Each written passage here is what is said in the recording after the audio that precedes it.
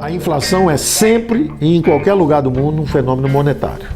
Sempre e em qualquer lugar do mundo um fenômeno monetário. Tem sempre um Banco Central omisso para isso poder florescer.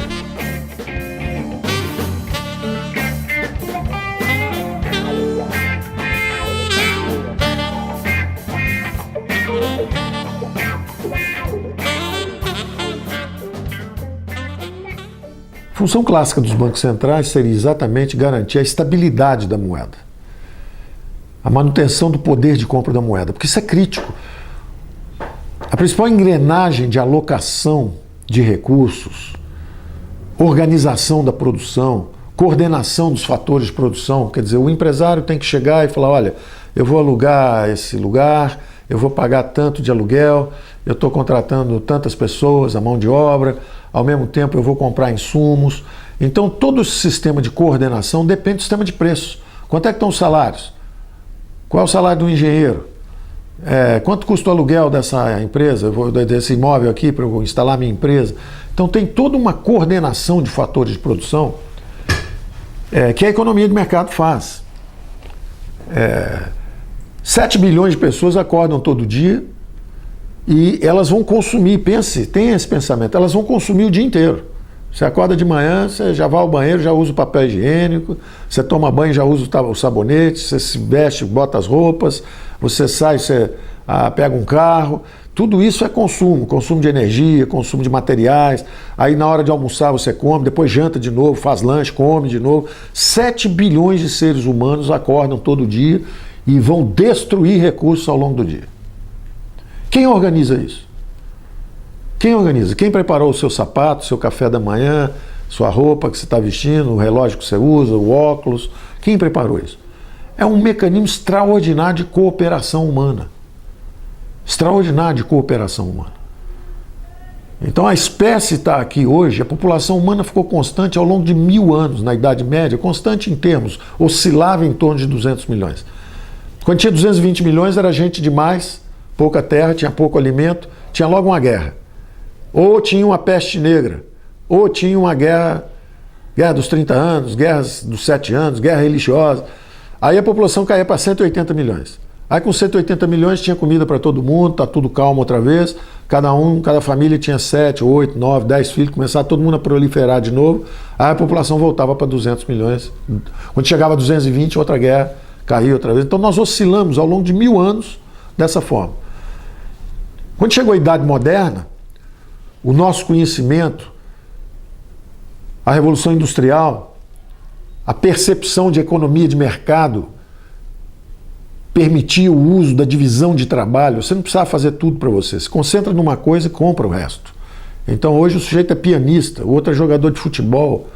Então você pode seguir suas inclinações, suas preferências e você vai trocar isso no mercado. Isso é um algoritmo de cooperação. Não é uma invenção de uma pessoa, como eu disse. Os fenícios usavam, os babilônios, os sumérios. Nas feiras medievais, tinha feiras medievais.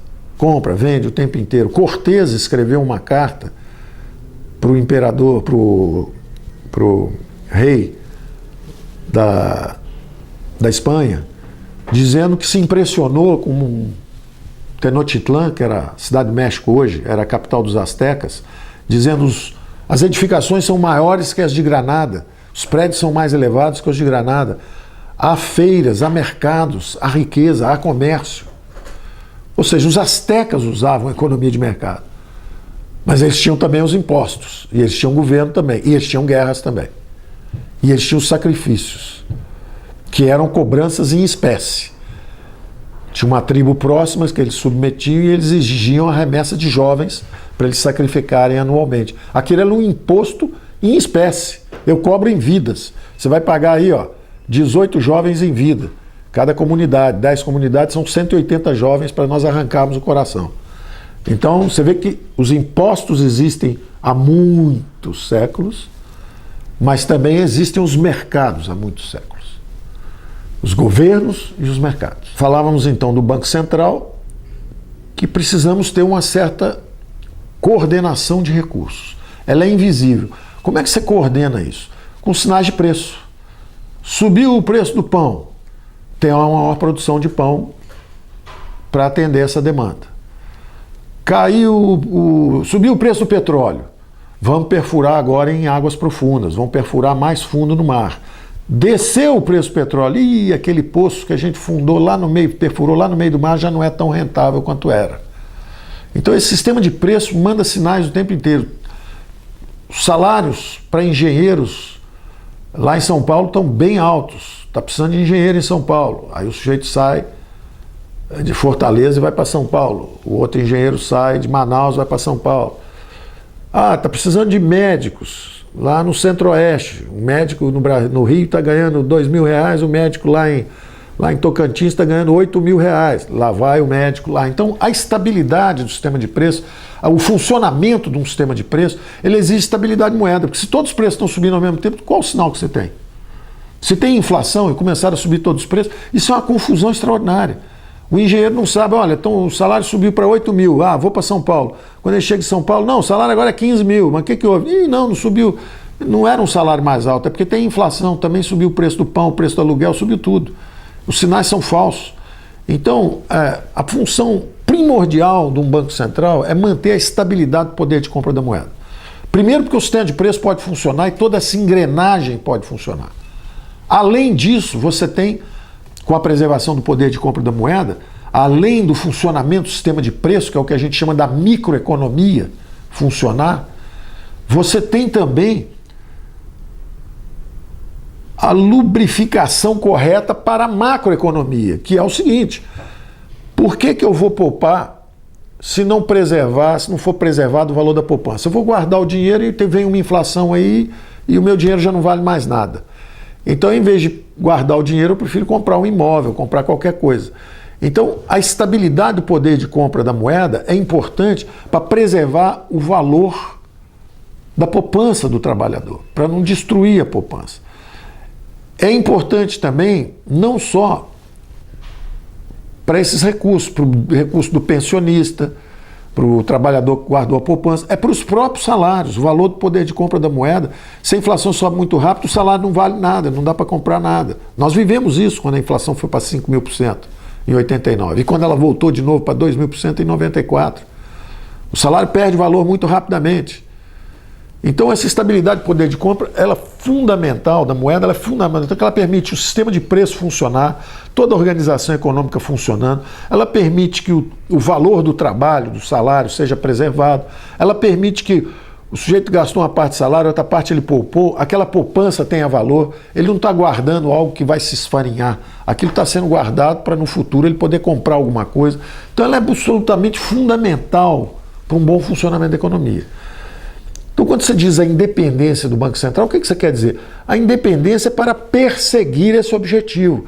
Ele não pode ser sequestrado, corrompido, prostituído para seguir outros objetivos. E aí eu vou dar alguns exemplos. Por exemplo, o governo pode ser capturado por uma orientação pública que diga o seguinte: não, olha, eu vou construir uma capital nova, Brasília, e eu vou emitir dinheiro para fabricar Brasília. Resultado, você vai para uma inflação. Vai para uma inflação. E teve essa inflação no Brasil. Construímos Brasília de 55 a 60, 61, 62, 63, a inflação começou a subir. 64 teve o regime militar. A inflação chegou a 100%. Aí tudo aquilo que eu falei começou a acontecer. A poupança já não valia mais nada, todo mundo começou a gastar o dinheiro. Aí acelerou a inflação começou a subir mais rápido. Aí os trabalhadores começaram a fazer greve porque o salário não estava valendo nada. Começou greve da central, greve aqui, greve ali, briga na rua. Aí começou todo mundo na classe política, aí a esquerda começou a falar: não, precisamos de um regime socialista no Brasil. Aí os militares: não passarão, não haverá isso. E pronto, desembocou na revolução. Então você pode desintegrar, e isso é uma dos princípios básicos dos primeiros revolucionários russos, que dizia o seguinte: corrompendo a moeda, você destrói o capitalismo. Então a primeira coisa a ser feita é incentivar a inflação. Porque a gente incentivando a inflação, a gente destrói o sistema. O que é verdade. Você desorganiza tudo. Vá hoje à Venezuela, procure comida, procure remédio. Não tem mais nada, desorganizou tudo. supermercado vazio, o povo todo fugindo para Roraima, 60 mil invadindo Roraima, tentando... Ou seja, você desorganiza tudo. Então, uma função importante do Banco Central é justamente não permitir essa desorganização. Ele tem que ter esse objetivo de garantir a estabilidade da moeda nacional. Não deixar haver uma perturbação da ordem econômica dessa forma. Então, eu dei o exemplo de uma construção de Brasília. Eu dou o exemplo de governos populistas que criam assistências, etc., começam a emitir, a inflação vai embora, assistencialistas, começam a distribuir. Isso é a história de governos peronistas na Argentina, governos bolivarianos hoje ainda na América Latina, surtos populistas nossos também, para acabar com a inflação de 64, logo que teve o surto de inflação, quando o regime militar começou, eles criaram logo o Banco Central Independente. E foi uma peça-chave para a inflação descer rapidamente e estabilizar. No início do governo militar. No final do governo militar já estava ao contrário. O Banco Central já estava sendo estuprado, porque havia uma pressão, o regime não estava performando bem, teve o choque do petróleo, a inflação começou a subir, a economia indo mal, o FMI fazendo várias visitas ao Brasil, o Brasil já com desequilíbrio inflacionário, fiscal, tudo piorando. E além disso, nós criamos uma política de se tiver comida barata para o povo, está tudo salvo. Então, conta aberta no orçamento monetário para a agricultura. Vamos dar bastante crédito agrícola, plantar bastante, que aí vai ter comida, e aí o preço da comida cai e acabou a inflação. Um diagnóstico equivocado. E estupramos o Banco Central. Conta aberta no orçamento monetário quer dizer o seguinte: eu vou dar todo o crédito que eu quiser e essa conta está em aberto. Basta ir lá no Banco Central, vai no Banco do Brasil primeiro, e o Banco do Brasil então pede ao Banco Central, o Banco Central emite essa moeda, e essa moeda então entra em circulação, e nós vamos plantar bastante, e aí o preço do alimento vai cair ali. Isso é uma confusão de micro e macroeconomia. Realmente, se você plantar mais, o preço relativo da comida cai. Se você plantar mais e der mais crédito para a agricultura, a banana, o preço da banana, o preço do trigo, o preço da soja, a safra disso vai ser maior e o preço vai ser menor disso em relação aos demais preços. Então, se a soja custava 100 e se uma água mineral custava 100, o preço da soja vai cair um pouco, vai custar 50 e a água mineral vai custar 100. O preço relativo caiu. Mas se tiver inflação, vai subir tudo. Então, na verdade, o preço da soja, que era 100, ia cair para 50 se os preços ficassem constantes, se o Banco Central estivesse fazendo seu dever de casa. O que vai acontecer é o seguinte: se o Banco Central estiver dormindo, não estiver fazendo o seu dever de casa, vai acontecer o seguinte: não, realmente, o preço da soja vai acabar metade da água mineral, mas vai ser o seguinte, um vai ser 500 e o outro 250. Vai subir tudo e vai ser aquela desorganização, ninguém vai entender o que está acontecendo. Estou dando exemplos porque as medidas são completamente diferentes, né? Eu estou brincando aqui, uma água mineral, uma unidade pequenininha, soja você compra por tonelada, mas é só para simbolizar e usando 100 como referência. Mas o que aconteceu então é que a inflação disparou. Então o governo, interessantemente, o regime militar que começou fazendo a coisa certa, que era ter um Banco Central independente em assuntos monetários, ele terminou estuprando o Banco Central independente. E com o Brasil indo embora, a inflação indo embora para 100%, 150%, 200%. Então é um segundo exemplo. O primeiro exemplo foi a construção de Brasília. O segundo foi o crédito. O primeiro exemplo que eu dei é o que a gente chama de uma inflação fiscal. Foi um desequilíbrio para construir uma cidade e eles emitiram. A segunda é uma inflação de crédito, que a gente chama, foi um excesso de crédito. Qualquer que seja o pretexto, o Milton Friedman, que é um especialista, talvez o maior especialista em inflações que já existiu como economista, dizia sempre: cherchez la monnaie, procure a moeda. A inflação é sempre e em qualquer lugar do mundo um fenômeno monetário. Sempre e em qualquer lugar do mundo um fenômeno monetário. Pode ter a causa que quiser. Foi o crédito, foi o choque do petróleo que deu o empurrão inicial, mas tem sempre um Banco Central omisso para isso poder florescer. Ou um Banco Central que não seja independente. um Banco Central submisso, omisso ou submisso. Daí a importância desse Banco Central independente. E aí eu vou dar exemplos agora mais recentes. A Dilma Rousseff, no esforço de ser reeleita, torceu o braço do Tombini, que era o presidente do Banco Central. Ele baixou o juro demais, um ano antes da eleição. Ela foi reeleita e logo depois a inflação disparou e voltou a 2 dígitos. Isso acabou criando um mal-estar enorme na sociedade brasileira e por outras razões de irresponsabilidade fiscal, etc., ela acabou sofrendo impeachment. Ora, o mensalão já tinha sido demonstrado. A corrupção já estava exposta pelo Lava Jato. Ela acabou caindo também porque a inflação disparou. Se a inflação tivesse calma, se tivesse tendo crescimento econômico, etc., a própria opinião pública não se mobilizaria para ela sofrer o impeachment.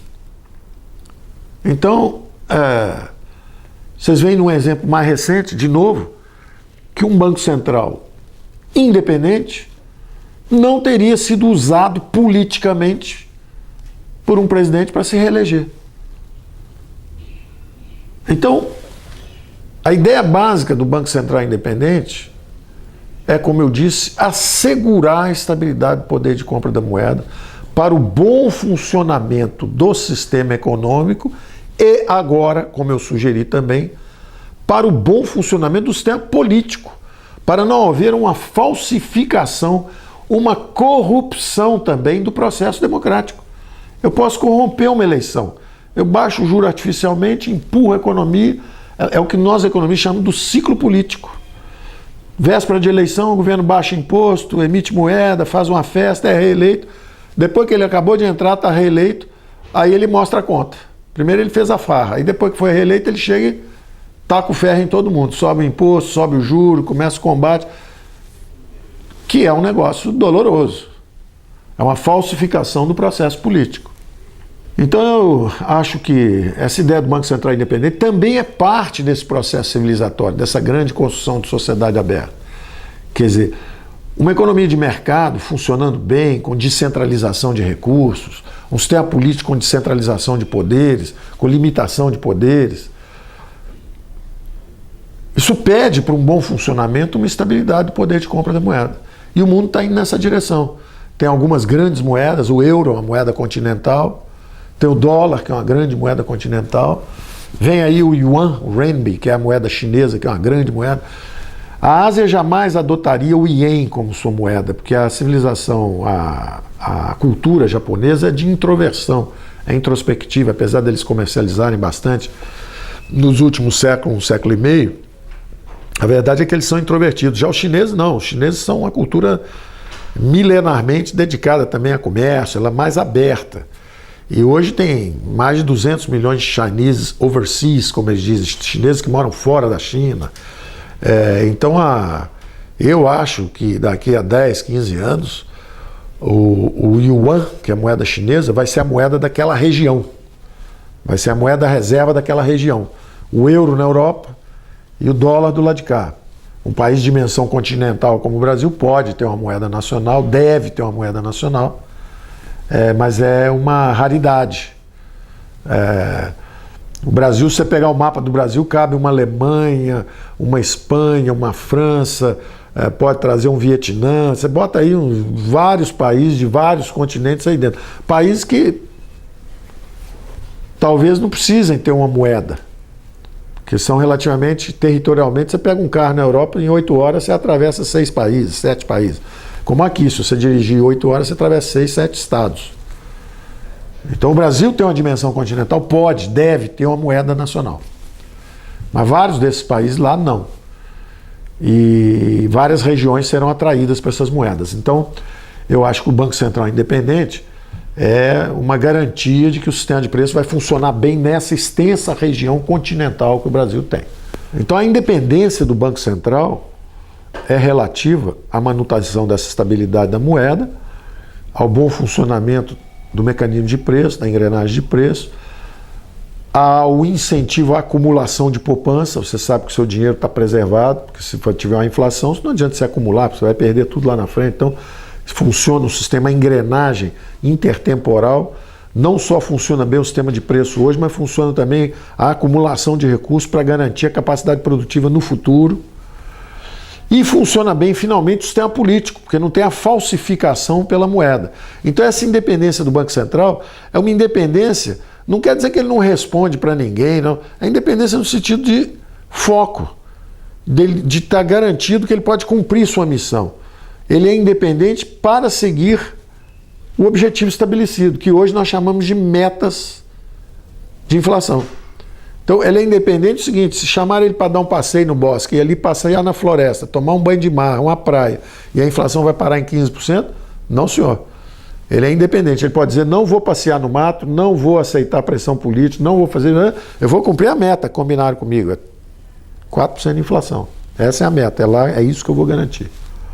Então, é uma independência de outros poderes para poder assegurar o cumprimento das metas, a estabilidade da moeda, etc. Operacionalmente, o que significa essa independência? Operacionalmente, né? Ela é uma independência para perseguir sua meta operacional, que foi estabelecida pelo Congresso e pelo governo. Na verdade, pelo Congresso, quando ele nomeou o presidente. Falou: ó, você agora é o novo presidente do Banco Central. A nomeação ocorre no Congresso, a indicação pelo Executivo e o aval do Congresso. O Congresso, então, perante a democracia brasileira, aquele indivíduo vai lá, assume o cargo, e ele agora é o responsável pelas metas. Então, operacionalmente, o Banco Central Independente faz esse ritual, ele está nomeado e ele agora tem a independência para perseguir aquela meta que foi estabelecida, que é a meta de garantir a estabilidade da moeda. Ele vai garantir aquilo lá. Bom, enquanto ele está perseguindo aquela meta ali, nós temos que definir o mandato dele. E justamente a gente gostaria que o mandato fosse não coincidente com quem o indicou. Então, se a Dilma entra e nomeia o Tombini, e aí ela sendo reeleita, ele continua, ela fala com ele: baixa o juro para me eleger. Ele baixa o juro, ela é reeleita, ela fala para ele: gostei, garoto, continua com o juro baixo aí que nós vamos junto. E aí você continua falsificando os tempos várias vezes. Então o mandato dele é não coincidente. Então, por exemplo, vamos supor que o governo vai entrar agora e vai implementar essa meta operacional. Ela tem que dizer: ó, vou criar a independência, essa meta institucional, vou criar a independência do Banco Central. Tem duas possibilidades. Ou você chega agora, deixa passar, convida o Banco Central que está lá hoje para ficar mais 2 anos. Então ele, em vez de ter um mandato de 4, porque agora vai entrar um novo presidente, né? E ele já cumpriu os 4 anos, vamos supor. Ele não, na verdade, ele teve só 2 anos, porque trocou no meio. Então acaba que interessante, falando para ele, você pode dizer para o Ilan agora, falar assim: olha, você ficou 2 anos, quer ficar os 4? Tá ótimo, porque como você entrou no meio do mandato, você vai até o meio do outro, por exemplo. É uma possibilidade. Ou então, se ele fala assim: não estou com vontade de ficar não, quero ir embora para cá, tudo bem. Aí você já convida o outro falando assim: ó, você vai ficar 6. Você fica esses 4 e mais 2, porque seu mandato não vai coincidir mais. É um incentivo interessante, você trazer um cara para poder 6 anos ser presidente do Banco Central. Para o mandato dele não coincidir. Então, se o Ilan resolvesse ficar mais 2, você pode dizer que o próximo vai ser nomeado, esse ato vai ocorrer, mas já com a previsão de que a instalação vai ser daqui a 2 anos. Ou então você já faz agora o ato, mas dizendo que o primeiro mandato extraordinariamente é 6, porque você quer coincido 4, 4, 4, 4, 4. É difícil você trair alguém logo para o primeiro mandato dizendo que são só 2 anos. O cara pode não querer vir, por exemplo. Um bom quadro pode, de repente, não querer. 2 anos só não dá para fazer o meu trabalho. Mas então, operacionalmente, você bota mandatos não coincidentes, para justamente não ter esse negócio. Olha, o cara vai ter que responder para o próximo presidente. Porque vamos supor que a Dilma vire para o Tombini e ele entrou no meio do mandato. Garoto, baixa o juro aí que eu quero ser reeleito. Ele fala: não, senhora, porque aí eu te ajudo, eu vou tentar eleger, se a senhora ganhar, beleza, eu fico mais um pouco. Mas se a senhora perder, eu vou ter que responder para o outro: ô rapaz, como é que você fez um negócio desse? Ó, você não continua de jeito nenhum. Aliás, eu não sei nem se eu vou ficar com você. Eu vou querer até brigar com você agora. Quer dizer, já criou um problema. Então, o ideal é que ele tenha, até para caracterizar o seguinte: o seu ciclo não coincide com o ciclo político. Os políticos estão cuidando da política. Você nem pensa nisso. Pensa aqui no seu foco. Eu queria dizer o seguinte: apesar dessa degeneração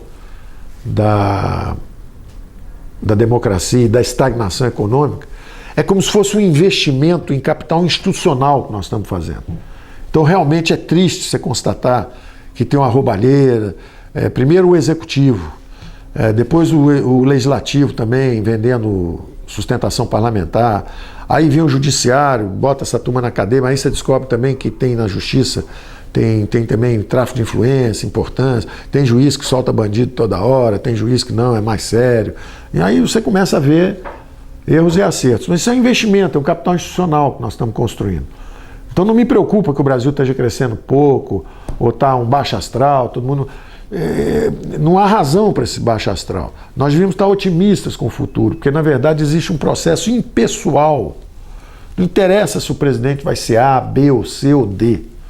O que interessa é que tem um script escrito. Independente dos atores, tem uma grande peça sendo elaborada, que é essa dinâmica de uma sociedade aberta. Essa é uma construção brasileira. Na verdade, é uma construção milenar da civilização ocidental e das democracias liberais. E o Brasil é um capítulo recente nessa epopeia. O Brasil abriu-se politicamente, se degenerou por não ter capacidade de adaptar, justamente fazer a abertura também econômica, foi só a política, não conseguiu descentralizar os poderes, mas está descentralizando, está aprendendo. Então o resultado nós fizemos uma redemocratização e logo o primeiro presidente sofreu impeachment, porque aparentemente houve desvio de recursos, etc. Você pode ver de uma forma crítica aquilo. Você pode dizer, não, o Collor não caiu porque estava roubando, porque Fiat e Elba, compara aquele roubo com a roubalheira de hoje. Por que o Lula então não caiu? Se o roubo foi muito maior durante o mensalão do que durante o período do Collor. Então você pode ter um olhar cáustico e cético, falando, sabe por que o Collor caiu? O Collor caiu, na verdade, porque ele era de direita, ele não era de esquerda. O Lula é de esquerda, o sistema político nosso é basicamente de esquerda, não tem partido liberal, não tem partido de direita, todo mundo é centro-esquerda, partido socialista, partido social-democrata, partido comunista, partido disso, partido daquilo. É natural também, porque como houve um regime militar supostamente de direita, a redemocratização vai ser, então, da turma que era oposição à direita, de esquerda. Eu digo supostamente porque a economia foi toda estatizada. Não é uma economia de mercado, não é um regime liberal teria feito. Mas, politicamente, foi contra o que eles acham que era o perigo do totalitarismo de esquerda. Então eles falam, não, preferimos então, já porque é para ter um totalitarismo de esquerda, preferimos fazer o de direita e vamos deixar o Congresso funcionando, deixa o Congresso aberto, vamos reeducando a coisa, vamos deixar a coisa aí, até uma reabertura. E aí tem a redemocratização. Quando tem a redemocratização, todos os partidos são de esquerda, os partidos relevantes são de esquerda. Os que vão ganhar as eleições, exatamente em oposição àquilo lá. E aí um sujeito de repente aparece aí e ganha a primeira eleição direta, logo a primeira direta, porque a outra foi indireta, entra o Tancredo Neves, que teoricamente era do MDB, que era um movimento de esquerda e tal. Aí a primeira direta vem um cara chamado Collor e ganha. E é um sujeito popular. E ganha a eleição. E é apanhado, supostamente, porque ele foi julgado e o Supremo disse que ele não é, ele é inocente, que ele não houve acusação. Mas, de qualquer forma, ele sofre impeachment com alegação de roubo. E alguém pode olhar para aquilo e dizer assim, ceticamente, dizer assim, não, ele caiu porque ele era de direita e não de esquerda. E ele caiu porque ele... Não é porque ele estava roubando, porque ele estava roubando pouco em relação ao que foi a roubalheira depois. É porque ele não estava deixando a esquerda roubar. Ele caiu pelas razões erradas. Ele caiu porque não deixou... Ele caiu pelas razões erradas. Ele caiu porque não estava deixando os outros roubarem. Então o sujeito não é de esquerda feito a gente e não quer deixar a gente roubar. Peraí, vamos tirar esse cara, impeachment. Essa é uma forma cética, cínica e negativa de ver o episódio. Eu preferi uma outra visão. Eu falei, tudo bem. Da mesma forma que o Adam Smith não quer saber se quem leva o leite na sua casa de manhã está pensando no seu interesse, porque a economia se move pelos incentivos corretos, o sujeito levou o leite na sua casa porque ele está pensando na filha dele, que precisa fazer um curso de cinema.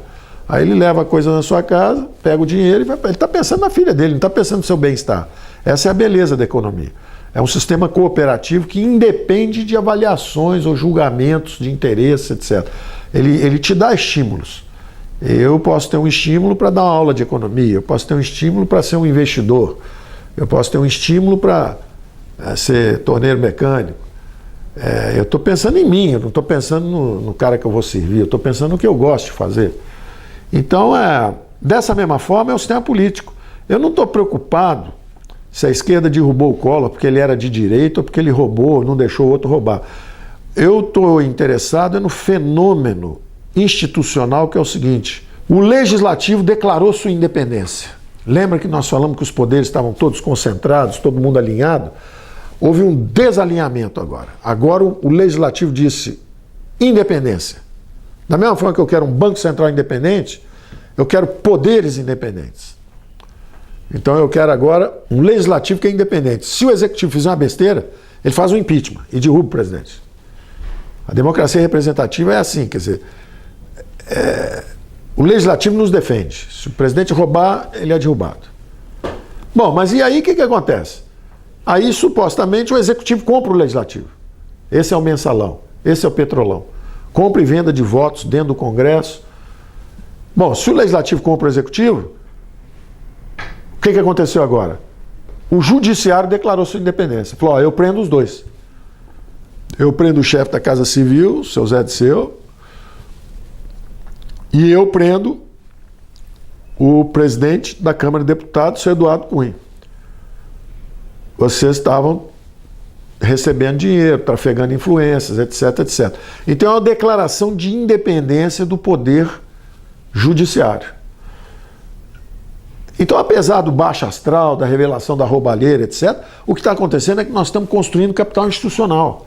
O Brasil está progredindo, o Brasil está virando uma democracia representativa republicana. Tem maior transparência. Se alguém fizer algo errado, os poderes deles são limitados. O outro poder vem e intervém e derruba o cara. Faz o impeachment do presidente, ou o judiciário vem e prende os dois. Então, o Brasil está numa fase extraordinariamente rica do ponto de vista de crescimento e avanço e aperfeiçoamento institucional. Eu não quero nem saber quem é o próximo presidente da República, se eu tiver um judiciário correto, se eu tiver um legislativo correto, se eu tiver um executivo funcionando direito, se tiver bons programas de governo, se tiver isso, se tiver aquilo. Quer dizer, você não está muito preocupado se o próximo presidente da República na Alemanha, ou na França, ou nos Estados Unidos é A, B ou C. Claro que tem a política, tem um cara que é melhor que o outro, tem um que está com valores melhores que o outro, que está com equipes melhores, tudo isso tem. Mas o mais importante é saber que você está numa sociedade aberta. Independente de ser A ou B, ele não tem poder de fazer qualquer coisa, ele não pode discricionariamente fazer revoluções, ou isso, ou aquilo. Ele tem que se comportar dentro de princípios da nossa civilização ocidental, nossa democracia liberal.